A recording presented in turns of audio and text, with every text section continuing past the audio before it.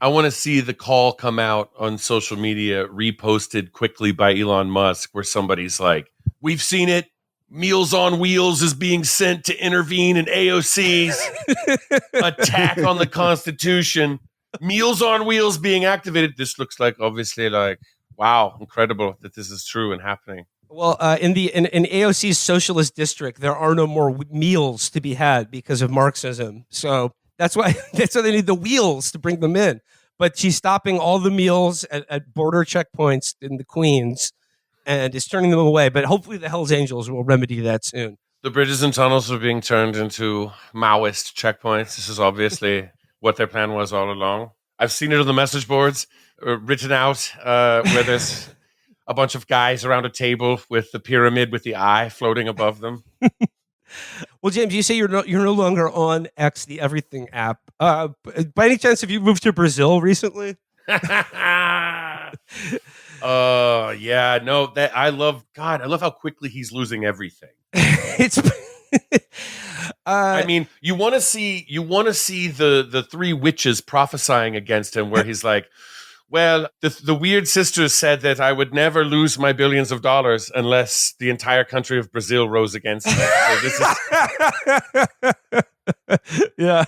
He's stuck in his Scottish castle until Burnham Wood comes to Dunsinane. Yeah. Till Brazilian Wood comes to rise against my Twitter. Yeah.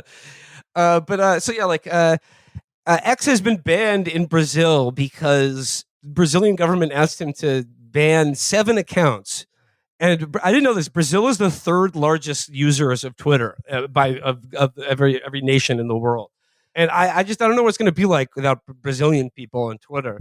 But Elon also posted the real. There's going to be a lot less guys like Defender of Europe 1488. I'll tell you that.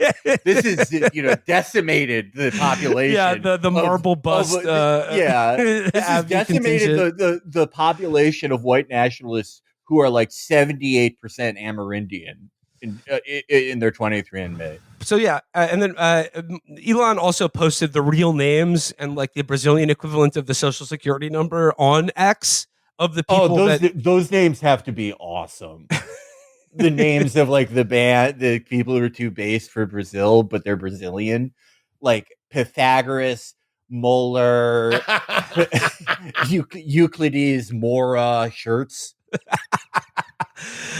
But like, I mean, like Elon said that this was about freedom of speech, but like now Brazil doesn't have access to Twitter, so my freedom of speech, my freedom of information is being greatly reduced here because for all I know, Bolsonaro could have been pecked to death by emus yesterday, and the rest of the world would just be blissfully unaware of that fact. But the Wall Street Journal has the Washington Post has a piece out about just how much money Twitter has lost under Elon Musk. Headline: Musk's Twitter investors have lost billions in value. And it says here, when Elon Musk bought Twitter and renamed it X, he didn't do it alone. Though the billionaire tapped his vast wealth to cover the lion's share of the $44 billion purchase in 2022, he also relied on banks and loans from a long list of investors, the full extent of which was only recently revealed. Based on a Washington Post analysis using Fidelity's estimates, the 8 largest initial investments that were reported to the U.S. Securities and Exchange Commission or otherwise publicly disclosed are worth about $5 billion less than when Musk bought X. His and his partner's overall stake has shed $24 billion in value, a vaporization of wealth that has little parallel outside the realm of economic or industry-specific crashes or devastating corporate scandals. Well, I think obviously the end game here is that I'm going to get myself uncut gemmed by the Saudi royal family. I think we're all heading to a final act where it's me and Erica Bogosian facing off. How happy do you think MBS was when he saw that Elon sleeps next to a gun? Yeah, pretty easy explanation. Should he turn up dead? But it says here, among those shouldering the burden, Saudi and Qatari business leaders and royalty, Silicon venture capital and tech investors, and Twitter co-founder and former CEO Jack Dorsey. Musk took out loans to cover the rest of the deal, borrowing more than $12 billion that banks have not been able to offload, news outlets have reported. You know, you get like you go down to the local bank, and you go, hey, I'd like to get like a small business line of credit, like anybody would. Oh, for 50 grand? No, for something like 12 billion, just to open up a corner argument winning website store. But like obviously, like losing devaluation of $24 billion in assets that you now can't pay back to the Saudi royal family. That sounds bad, but I guess like in reading about this, it occurs to me that Elon has basically run Twitter in the exact same way I would, which is to say badly, but also as a personal vendetta machine against his political enemies. Like I would censor all of my any enemy of mine. I would censor their speech, and this is all pretty hypocritical of Elon, because he's saying like he's standing up for free speech in Brazil, but actively censoring his website and its users in Turkey, Saudi Arabia, Israel, Hungary, India, and probably a host of other countries. But like I said, like this is like sort of a like remember that Disney movie Blank Check, where the kid gets a blank check for $1 million and then like buys a castle and turns it into a water park. This is what I would do. Then he has to pick which one of his kids will die in the Holocaust. I just thought that was like a weird second half to that movie. Well, look, you're not playing octodimensional chess the way I am, Chapo. So it's very simple when you look at what we were doing with what I like to call the fifth turning, which was my purchase of Twitter and its redemption. And it was designed with these investors to be a sort of like lottery to see who wanted to shut down the most speech. And the idea from the very beginning was for the Kingdom of Saudi Arabia to shut down the website that was the vector of the most people casually saying that 9/11 was done by Saudi Arabia, or that they chopped that guy up. And also, like, obviously Turkish interests, like a lot of people saying inconvenient things to Turkey and so forth like that. And I was the vessel by which the sort of front man that came in and said, don't worry, we'll make this a free speech platform. And the plan all along was to run it into the ground. And the question is whether I can sufficiently alter my face through plastic surgery in time to dodge the inevitable hitmen that are going to be sent my way from every corner of the earth. Did you know that like one of his big investors for the Twitter purchase was Diddy? Are you serious? Yeah. No, I'm not kidding. It really is. No, Diddy was part of that investor group. And if you'll notice, the lies that you see from 50 Cent are being spread on Meta and Facebook and Instagram. I wonder if Elon has ever like taken Molly at a Diddy party and like gone through Diddy's apparently like Ford assembly line like system for molesting comedians. Well, it's funny you say that because obviously Trey Cool, my other life that was to be a sort of stand-up comedian. I've opened for such greats as Dave Chappelle. I've mumbled from the side of the wings during a Bill Burr set. And obviously everybody, and like Joe Rogan, like I get such big laughs when I go on Joe Rogan's show from the audience that's there in the studio. And it's pretty obvious to me that, yeah, anybody, like I would have gone through the same thing. Of course, I've taken Molly with Diddy. Who hasn't taken, you've got to puff with the puff. You know what I'm saying? And like, I get really high, but then I just like get into my phone and start trying to start arguments with Azalea Banks and stuff like that. It's really great to be horny on a website that you own.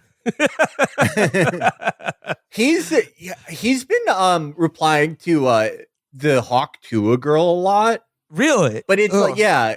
Well, not a lot, but like a few times. And he, like, his style of like horny posting is, as James alluded to, it is very funny. It is like kind of how I imagined like John Wayne Gacy hit on his underlings when he managed a KFC. Because he, like, anytime it's like a girl, he's like, you should post more content on X, the everything site, and engage with your fans. You want to put these handcuffs on? Yeah, it has the same vibe as like, yeah, Gacy like imploring a 15-year-old to spend more time at the KFC. You've got to meet people where they are. You have to meet people where they are. And if it's an attractive woman, I'm obviously no stranger to the female corpus. And what you have to do is you got to get in there and you talk about them what they want to hear. You got to say, look, it's great that you're posting this, but I think you should address the birth rate crisis in the Western world. And that starts to get them hot. That starts I'll to get them mail you hot. some of my semen to help with this problem. How would you like to have a high IQ infant? Underneath every feminine star, every feminist star is like a trad wife waiting to break out. And you've got to show her that X is the path to, sort of like heating up her soups or whatever. He has been like going crazy ever since the paternity trial with Grimes started. And it's like, look, no one's going to like what I have to say about this, but like when you quote unquote get someone pregnant by like, you come into a turkey baster and then you shoot that turkey baster 3 times into another woman who's carrying Grimes's eggs. How about those kids like just free for all? They belong to no one. They're not really your kids. Those are like generated kids. No offense to anyone who was born that way who's listening, by the way. If your mom and dad are Grimes and Elon Musk and you were, turkey basted into another woman, my apologies. But like neither of them should get that. Like they're not really you. They're not really yours. You didn't even have sex with her, probably. Well, as Marcus Aurelius pointed out very aptly, it is the duty of man to always withhold his needs and to uphold those of Rome, or in this case, X. Did you see him yesterday? The other day, he was posting. He was like, everyone should read the Odyssey because it's the foundation of Western civilization. And he posted a photo of the Aeneid, or no, of the Iliad rather.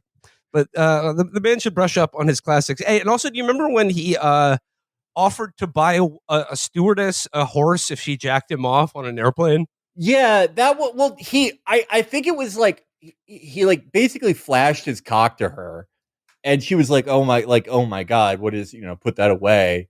She was like crying, obviously, and he was like, well, calm down, I'll buy you a horse. Like it was a panicked thing, which it like I don't know why he thought that. Like, did he just think that like every woman secretly wants a horse? Well, in my defense, it was a JSX private airplane flight. we were flying from Vail to Davos. And so, like, what do you expect on there? They bring around the carts and they offer you like ginger ales and whiskeys or whatever. And then in return, you say, hey, would you like a horse? And I usually travel even on a smaller private plane with some kind of hoofed creature in the cargo hold.